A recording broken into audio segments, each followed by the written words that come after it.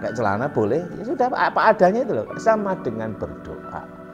Jadi doa untuk mayat itu disebut dengan sholat jenazah. Sholat itu doa. Ya, di kuburan boleh, di anu boleh, dari sholat di kuburan juga nggak apa. Dan sholat jenazah itu boleh berkali-kali.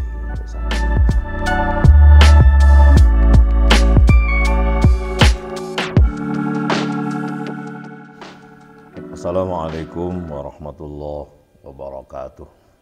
Alhamdulillah, alhamdulillahilladzi hadana li hadza wa ma kunna linahtadiya laula an hadanallah. Asyhadu an la ilaha illallah wa asyhadu anna Muhammadar Rasulullah. Allahumma shalli ala sayyidina Muhammad wa ala alihi wa ashabihi ajma'in. Amma ba'du. Para pemirsa channel YouTube Yai Mim Official dimanapun berada, semoga selalu mendapatkan kemudahan dan berkah serta fadhol dari Tuhan Yang Maha Kuasa. Dimudahkan segala urusannya, dimurahkan segala rizkinya, dan diberkati olehnya selalu. Baik, selamat berjumpa kembali dengan saya Yai Mim, ngaji filsafat, tasawuf, dan thariqah. Saya perlu menyampaikan atau sedikit penjelasan tentang sholat jenazah. Beberapa atau kemarin itu ada yang bertanya, dijelaskan secara global. Karena kemarin ada tetangga yang wafat itu minta penjelasan bagaimana keluarga seperti apa yang mesti dilakukan, terutama sholatnya. Apakah para wanita juga boleh sholat itu dan lain sebagainya. Baik, intinya begini, kalau kita sholat ya saya fokuskan pada sholat aja, sholat jenazah atau ya globalnya aja lah, memandikan, mengkafani, mensholati, mengkebumikan ya. Jadi kalau ada jenazah atau saudara kita muslim yang meninggal, yang pertama kali dilakukan adalah kita memandikannya. Bagaimana cara memandikannya udah nggak saya jelaskan di sini. Yang penting dimandikan oleh keluarganya, atau kalau orang lain adalah orang yang benar-benar bisa dipercaya, diupayakan dari keluarganya. Kalau kita menunjuk orang lain adalah orang yang benar-benar tidak mudah membuka misalnya jenazah itu ada aibnya lalu diceritakan dan sebagainya, maka diutamakan adalah para kerabatnya. Dalam hal ini adalah kalau seorang suami ya istrinya, kalaupun nggak tega mungkin bisa anaknya dan lain sebagainya. Itu yang pertama. Lalu mengkafaninya, ya pokoknya kafani yang sesuai dengan syariat. Dan yang berikutnya ketiga adalah mensolati. Maka yang paling utama mensolati adalah keluarganya dulu. Misalnya kalau seorang suami ya istrinya bagaimana mensolati anak-anaknya dan lain sebagainya. Boleh menunjuk imam atau siapa untuk ngimami, atau dia sendiri yang mensolati. Nah, sholat jenazah itu hukumnya para ulama sepakat sunnah muakkadah atau fardu kifayah. Bukan sunnah muakkadah, mohon maaf ya. Tadi fardu kifayah. Artinya kefarduannya itu tercukupi bila mana ada seseorang yang sudah melakukan. 1-2 orang itu ada yang melakukan, maka yang lain jadi gugur. Ini seolah-olah fardu kifayah itu menjadi tidak penting, tapi justru penting. Kenapa? Karena ini menyangkut sosial. Ya. Baik, lalu bagaimana yang persoalkan kemarin yang bertanya, apa boleh sholat jenazah itu tidak punya wudhu?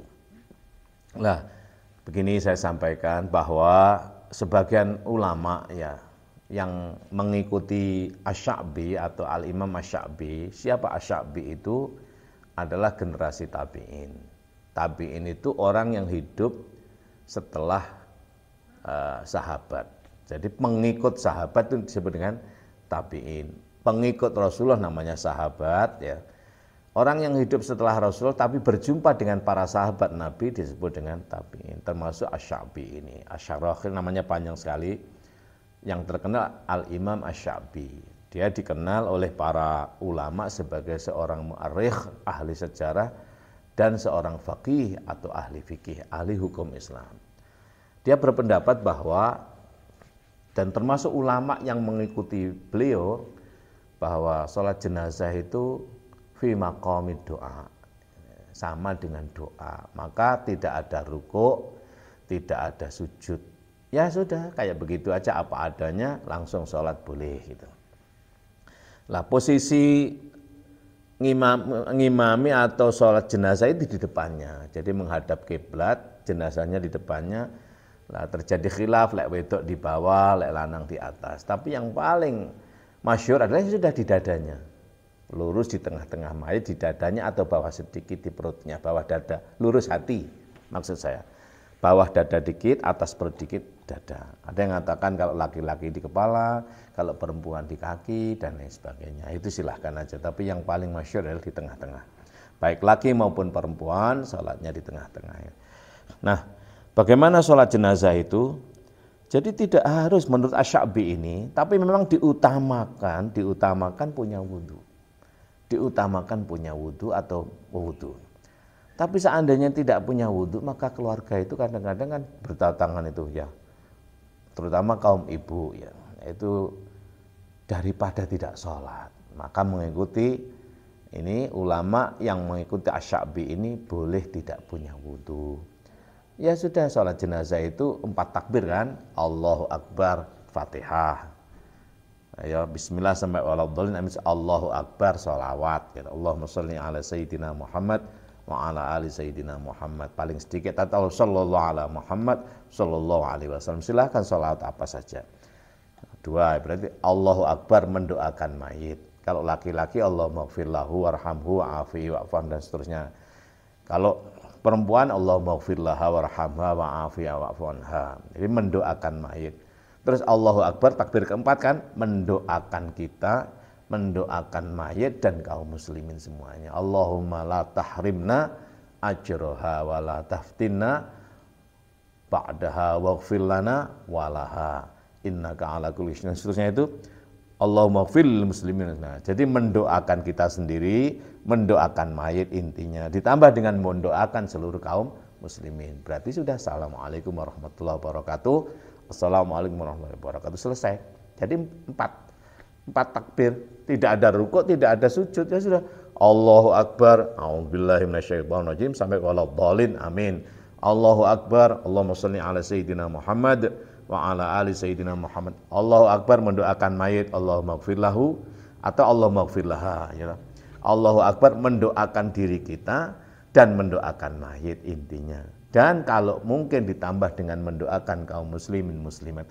Terus Assalamualaikum warahmatullahi wabarakatuh, Assalamualaikum warahmatullahi wabarakatuh, selesai. Nah, baru diutamakan jangan sampai keluarga tidak sholat. Jadi orang lain sholat, kita yang ditinggal keluarga malah nggak sholat. Para keluarga dipanggili, misalnya menunjuk seseorang untuk ngimami sholat. Ya imam itu, ayo istrinya, anak-anaknya jangan sampai ketinggalan, terutama diutamakan itu. Jadi juga tidak mesti harus pakai mukena ya. Ya baju kalau laki-laki sudah nutup aurat ya sudah selesai. Perempuan yang pakai biasa-biasa itu, yang pakai kerudung itu kan nutup aurat, ya. Itu sudah nutup aurat. Ini kan boleh dibuka, ini boleh, itu tidak harus pakai mukena, ya. Pakai celana boleh, ya sudah apa adanya itu loh. Sama dengan berdoa. Jadi doa untuk mayit itu disebut dengan sholat jenazah. Sholat itu doa. Ya. Di kuburan boleh, di anu boleh, jadi sholat di kuburan juga nggak apa.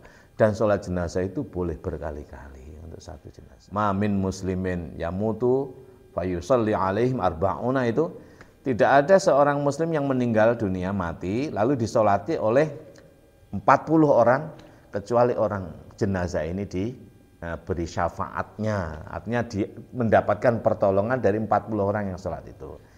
Ada satu hadis lagi, kalau disolati 3 baris gitu, maka 3 shaf ya, maka diampuni dosanya atau memberikan pertolongan dari sebab sholat orang yang mensolatinya itu.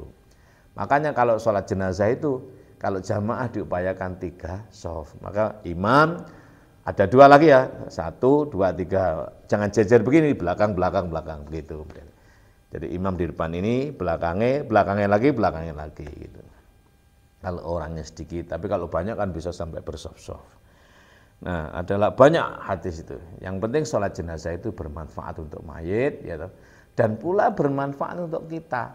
Kita moro enak, tidak takut, tidak merasa kehilangan, itu coba saja. Bapak Ibu kenapa masih takut-takut dengan suasana kuburan, suasana kematian? Oleh karena Bapak Ibu kurang melakukan sholat jenazah. Dan Bapak Ibu takut akan kematian. Kenapa mati takut menjadi ketakutan? Karena Bapak Ibu kurang ngikut sholat jenazah. Kalau Bapak Ibu takut dengan kuburan, takut dengan memedi, ya, sholat jenazah di kuburan. Nanti hilang, itulah. Guruku bilang begitu. Nggak ada rasa takut akhirnya. Takut itu nggak enak. Lalu kemudian mengkebumikan. Nah, diutamakan juga yang mengangkat, ya, yang di bawah itu, yang di bawah, yang ngangkat mayit itu, yang maksud saya meletakkan mayit di karasan itu adalah keluarganya. Karena apa? Karena di situ kan masih barangkali ada mayit itu yang bau karena lama enggak, itu akan ada itu jasad kita itu kan macam-macam. Ada yang sudah semalam sudah bau, ada yang sampai sekian lama enggak bau. Lah itu tergantung, bukan tergantung amal ya. Orang kalau sering tiap hari itu selalu menggunakan minyak wangi, jasad pun juga enggak mudah busuk. Tapi kalau jarang menggunakan minyak wangi ya nanti jasadnya juga mudah busuk. Nah gitulah. Makanya diutamakan adalah keluarganya. Nah kadang di antara kita ini kan saking sosialnya lalu turun di situ. Koordinasi dulu dengan keluarganya, jangan ya, artinya atas koordinasi keluarganya. Kadang-kadang dalam situasi begitu itu keluarga mau mau melarang kan nggak enak karena ada orang baik lah. Baik ini harus berketepatan. Ngomong dulu siapa, dimintai tolong ya, alhamdulillah. Nggak dimintai tolong nggak apa-apa, langsung duduk di situ. Nanti janganlah untuk anaknya. Nanti anaknya atau adiknya atau kakaknya, keluarganya yang ingin nyuruh pergi kan nggak enak. Nah, makanya Bapak Ibu atau bapak-bapak ya terutama, karena panggilan sosialnya kalau ingin masuk karasan liang lahat, koordinasi dulu dengan pihak keluarga. Saya kira begitu ya. Jadi sholat jenazah itu begitu sederhananya, dan semoga dengan ini semua akan mudah untuk melakukan sholat jenazah. 4 takbir, tidak ada rukuk, tidak ada sujud, maka dia dihukumi sama dengan berdoa. Boleh tidak punya wudu, tapi diutamakan yang punya wudu. Pertama takbir, Allahu Akbar, Fatihah. Allahu Akbar, sholawat. Allahu Akbar, mendoakan mayit.